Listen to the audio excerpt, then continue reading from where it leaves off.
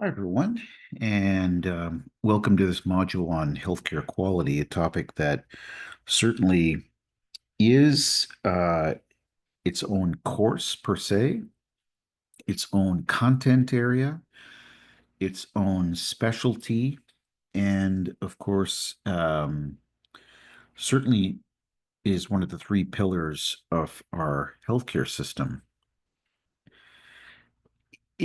It seems almost trivial to be able to cover this in a big picture format in a short YouTube video, but I wanted to focus on what you have on the Blackboard site from the AHRQ website.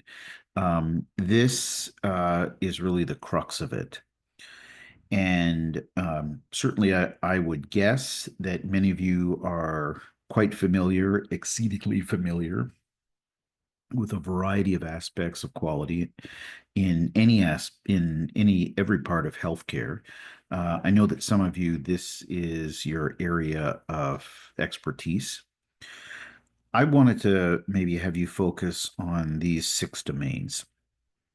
And there is a very short survey as well, where I'll ask you to reflect on the domains from your own perspective, from a personal and professional perspective.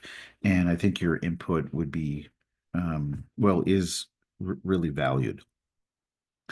Let me sort of summarize a few things with these. First of all, these six domains really come from this 2001 report, Crossing the Quality Chasm, readily available.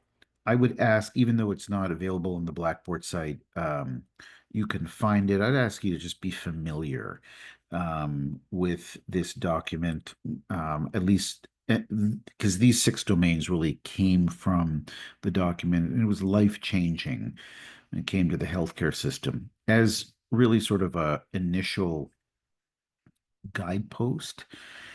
Now, here we are, in 2025, and we have a long way to go. We, as a system, whether it be national or regional or state or even local, any aspect of healthcare, we have not made it to the finish line in terms of any of these. It is absolutely progressive.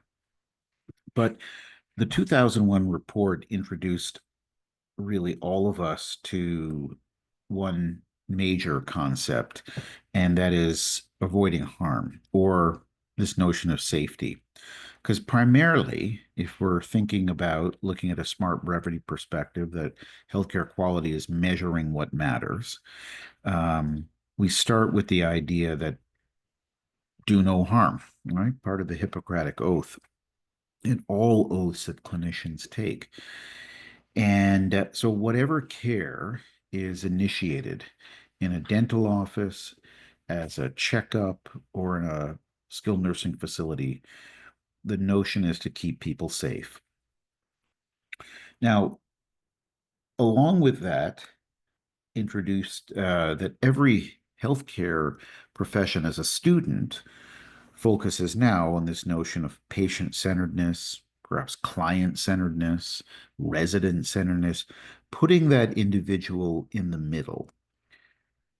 Now, we have lots of nice diagrams where we do that, and in some ways it initially might look like a bullseye, but it also means the user, or what I like to say is the end user, matters. Not just in terms of notions of respectfulness, autonomy, responsiveness, but also what they value, what their needs are. Um, and that is still a pretty new concept, especially when we have so many different guidelines and parameters and so many different types of specialists. And I'm specialists in all kinds of ways, circling around and assisting the end user in a complicated system. One of the areas that I first started working on when I was just starting off my healthcare career was timeliness and really trying to focus on reducing wait times.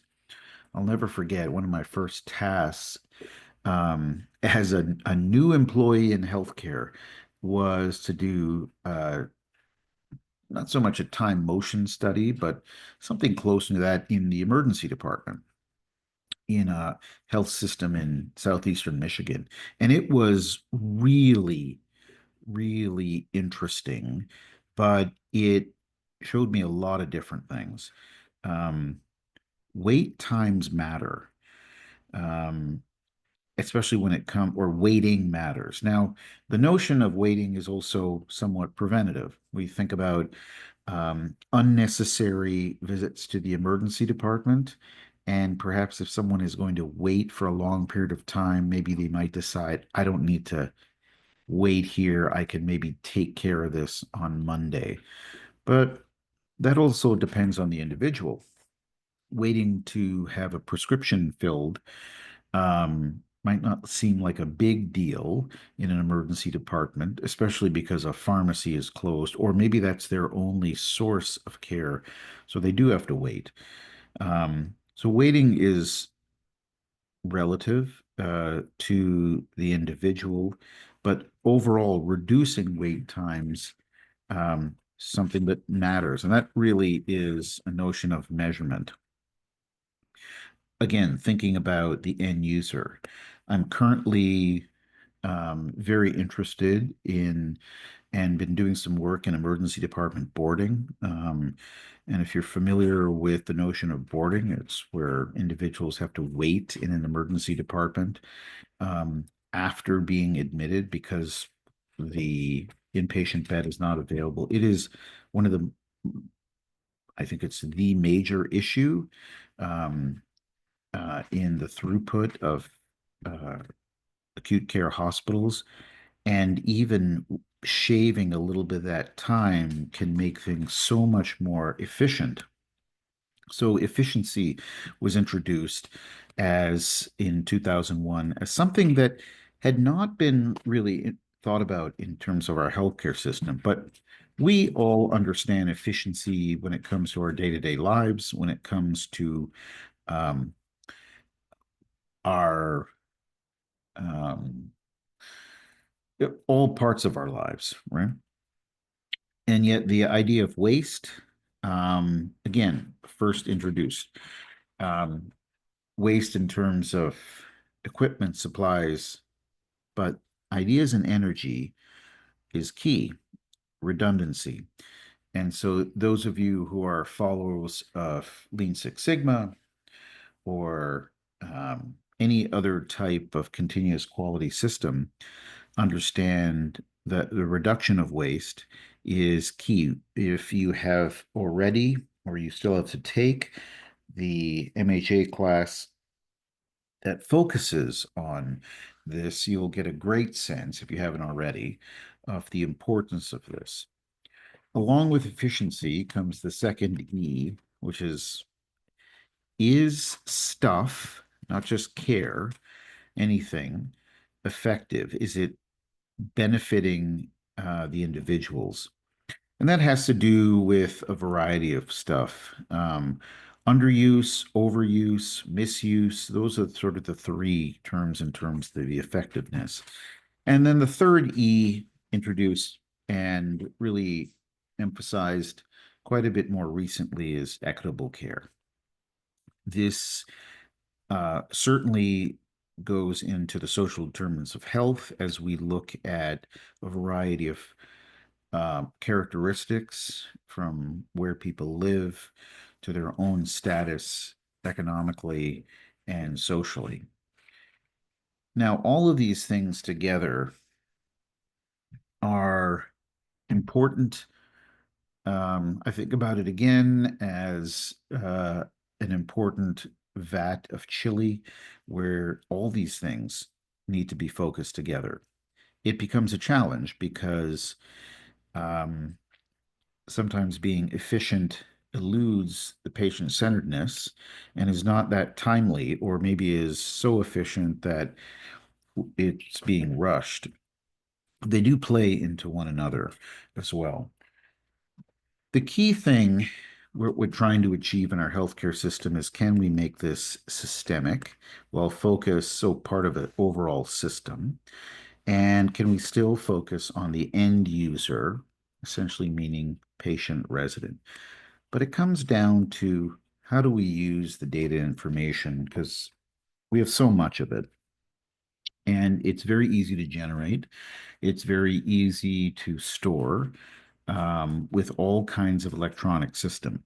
I am right now, as I'm recording this, looking at my Aura ring, which I've had for about a year and a half, to track the miserable sleep that I get every night. And but the amount of data that is comes out of my Aura ring about all kinds of patterns that I have is phenomenal. It's too much information for me. Now, it's simple, I can understand it. And I'm not interested, I probably should be, in many more of the parameters here. But I'm trying to measure what matters. So these user tools are pretty valuable to me. And for me, it's trying to get better sleep. At least I have the data to track it. I can see on a nightly basis where I am, and then give suggestions. On a much bigger scale, we talk about quality. And so this is, I think, a key aspect of the healthcare system, part of the three-legged stool that I've mentioned before. I'd like you to focus on certainly the website, dive into it a little bit more, have a general understanding of crossing the quality chasm, and then take a stab, please, at the survey question where you're thinking about your experiences professionally and personally in order to complete the question. Okay, folks, I'll let you go. Thanks for participating and being on Blackboard with this summary. And let me know if you have any questions. Take care.